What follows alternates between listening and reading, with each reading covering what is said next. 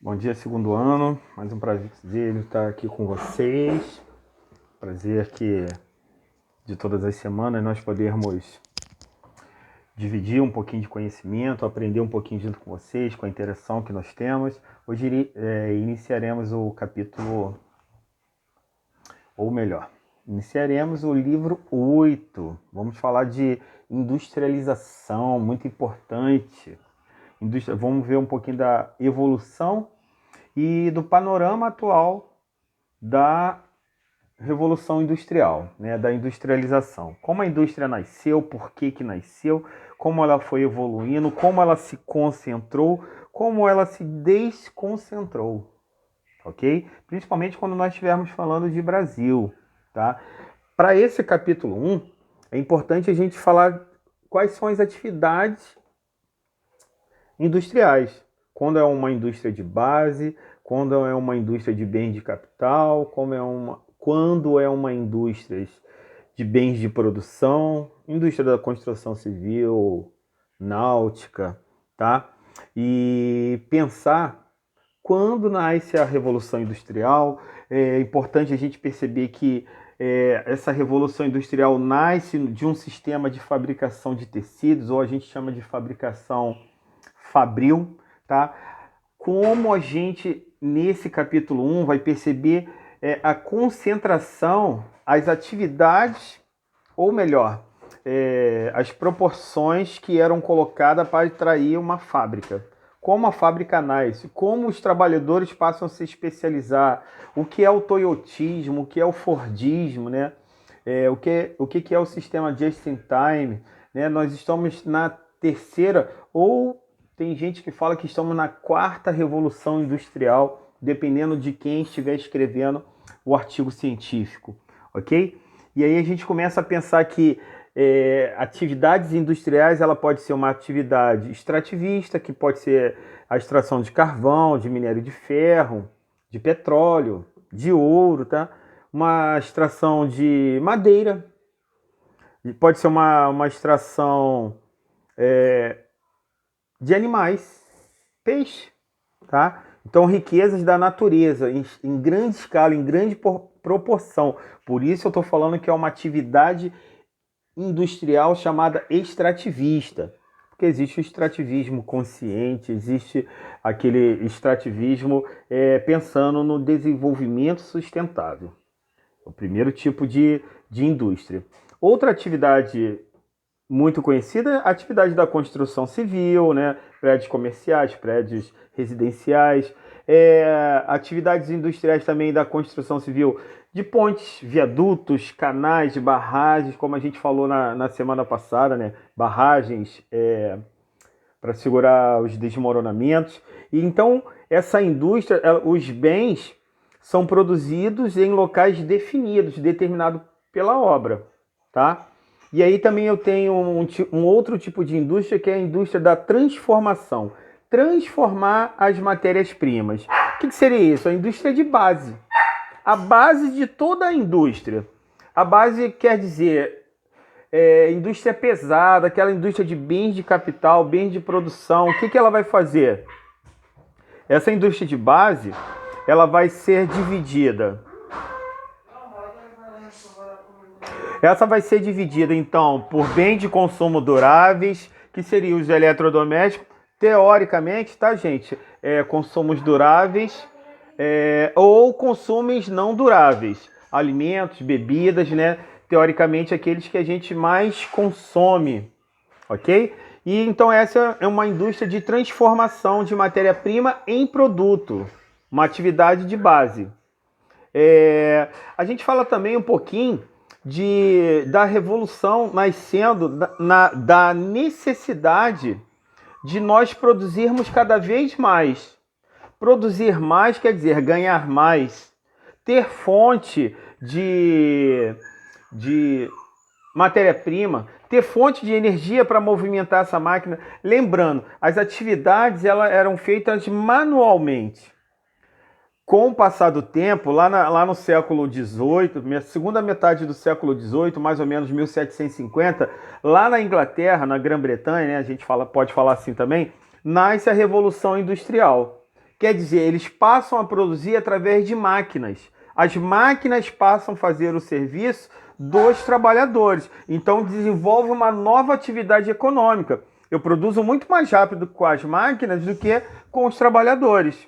Então eu crio uma nova profissão de mecânico. Eu preciso gerenciar os trabalhadores que estão observando as máquinas ali fazer o seu trabalho. Um agrupamento, a gente começa a criar os primeiros sindicatos, ok? Então a primeira revolução industrial, ela tem essa característica, fabril, nascendo lá na Grã-Bretanha, ou no Reino Unido, ou na Inglaterra, não importa, tá, gente? Isso às vezes fica uma pegadinha para vocês. Então, uma nova atividade. Já a segunda revolução industrial, introdução de novos produtos. Saio daquela produção fabril, aí eu não utilizo mais o carvão mineral como o grande combustível da primeira revolução industrial, passo já para a energia do petróleo, passo já para a energia elétrica, segunda revolução industrial, tá? Organização do trabalho em etapas, tá? Aí a gente fala do toyotismo, a gente fala primeiro do taylorismo e do fordismo, que era a linha de montagem. No taylorismo, os profissionais, os trabalhadores, eles eram gerenciados e o gerente era mais importante do que os trabalhadores, porque eles só faziam aquela movimentação de colocação de peças, assim por dizer. Se a gente pensar na etapa de produção chamada Fordismo, era uma esteira onde ia passando os produtos e iriam se fazendo os encaixes, né? Tem até aquele filme do Charlie Chaplin que ele fica só rodando parafuso. Ele fica só rodando parafuso. E aquele ali está mostrando pra gente que o trabalhador só precisava aprender a rodar o parafuso. Agora o gerente conferia qualidade, testava, o gerente iria movimentar os trabalhadores ali dentro, iria ter uma organização, uma reorganização das etapas produtivas. Por que eu estou falando isso? Porque já na terceira revolução industrial muda-se a forma de produzir. O que seria isso? Braços mecânicos, braços robóticos fazendo o serviço de um trabalhador. A gente até fala, depois a gente vai falar de um desemprego estrutural. Eu troco o trabalhador que está ali na linha de produção por uma máquina, né? No livro tem uma imagem perfeita que tira essa dúvida pra gente. Numa fábrica a gente vê braços robóticos e noutra fábrica a gente vê trabalhadores. Então, quando a gente começa a ver braços robóticos, a tecnologia, aí eu já posso falar do toyotismo, né, do sistema just in time, né, eu só produzo se eu tiver pedido, né, o tempo justo, né, a espera que tem que acontecer, porque eu não vou ficar produzindo muitas coisas, ou muitos carros, vamos dizer assim, se eu não tenho tanto pedido, tá? Então isso é o sistema just in time, né? Feito o pedido, produzido. Feito o pedido, produzido. Então eu chamo esse período de terceira revolução industrial ou revolução técnica, científica e informacional. Tá? Avanços no meio de transporte, avanços no meio de telecomunicação. Chegamos hoje aqui nessa tecnologia de eu estar fazendo uma aula pela minha casa, vocês assistindo pela casa de vocês, eu gravo a minha imagem, mando para vocês, depois eu faço uma aula ao vivo com vocês. Isso é a expansão das tecnologias e principalmente tecnologia dos meios de comunicações, né? Antigamente o celular ele perde aquela fiação da gente ter o telefone fixo, ele passa a ser um telefone móvel, depois de um telefone móvel ele passa a fazer fotografia, ele passa a calcular, né? Vira uma calculadora antes dele fazer fotografia, coloca-se joguinhos dentro do celular, aqueles joguinhos mais antigos, e assim vai difundindo tecnologia. Eu coloco uma câmera, eu coloco um chip de localização, e isso vai mudando a organização do trabalho, isso vai organizando melhor a produtividade, vai mostrando que o toyotismo, a qualidade da mão de obra tem que ser muito maior para eu trabalhar numa empresa como a Toyota.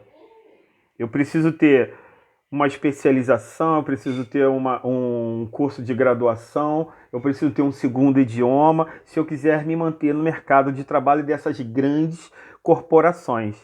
E terceirização de produção, gente, também é muito importante. O que seria isso? A terceirização seria mandar as empresas para outros países, como a gente vai ver mais um pouquinho à frente, tá ok? Tem um outro sistema de produção chamado Volvismo, que tem a ver com a empresa chamada Volvo, uma empresa sueca, que o grande objetivo deles é aprimorar o processo produtivo, mas criando maior envolvimento entre os trabalhadores, para que os trabalhadores conheçam cada etapa da produção, tá? E eles possam dar opinião, porque no toyotismo, no fordismo, no taylorismo, eles não dão opinião, eles só executam. Toyotismo até tem opinião porque o trabalhador é especializado, mas a diferença do volvismo para o toyotismo é eu poder dar opinião. Né? Aprimoramento do processo produtivo, mais mão de obra qualificada dentro das fábricas, diferente do toyotismo, ok? E aí a gente fala que a localização das indústrias, né, elas começam nos países que se industrializaram primeiro, quer dizer, países que tiveram condições. Exemplo, os Estados Unidos, a maioria dos países europeus, depois dos Estados Unidos, vamos falar assim, tá ok? Aí esses que se industrializaram primeiro, né, eles são mais avançados. Se a gente for fazer uma ideia, gente, em 1750 a Inglaterra se industrializando, a gente aqui no Brasil estava entrando no ciclo do ouro, totalmente primitivo, né? As escavações, usando mão de obra escravizada, e lá eles já produzindo através das fábricas. Né? As fábricas só vão chegar aqui no Brasil, o Brasil a gente só vai poder falar que o Brasil é um país industrializado a partir da década de 1950. E efetivamente no ano de 1970 que o Brasil vai poder falar assim, o Brasil é um país industrializado, ok? Então os países, aí como os países ricos, né, os países europeus, Estados Unidos, já são industrializados, e estão mantendo essa localização, o que eles vão fazer? Vão fazer uma desconcentração industrial. O que seria isso, professor? Uma desconcentração industrial? É você levar as indústrias, um exemplo, tirar daqui do Rio de Janeiro e colocar em Manaus, né? Como já temos lá a Zona Franca de Manaus. Isso é muito importante, gente, porque essa Zona Franca de Manaus, ela recebeu do governo federal apoio de infraestrutura para chegada e saída de mercadorias, mais fornecimento de energia, melhoramento nas rodovias, nas hidrovias, melhoramento no fornecimento de meios de comunicações. Aí sim, a indústria ela tem condições de ficar naquele local ali. Foi bom? Sim, porque levou infraestrutura para aquela região norte ali, e porque a concentração industrial melhora a qualidade das indústrias, uma próxima à outra. Mas percebendo que os meios de comunicações e os meios de transporte melhoraram, o que aconteceu? Nós tivemos possibilidade de levar isso para outros locais. Estou querendo dizer que está melhorando a qualidade dos trabalhadores, está melhorando a qualidade de vida. E aí, então, leva-se infraestrutura para outras regiões também. Mas essa concentração vai fazer com que alguns locais, os trabalhadores se agrupem em sindicatos, e os donos de empresas não gostam disso. Sindicatos vão reivindicar mais. Um exemplo, trabalhadores de São Paulo ganham mais do que trabalhadores do Piauí, do que trabalhadores da região norte, do Amapá. Nós vamos ver essa grande diferença salarial, porque aqui os sindicatos já estão mais configurados. E nos outros países também, como os Estados Unidos, né, passam a produzir em países como Brasil, Argentina, México, que a gente chama de países de industrialização tardia.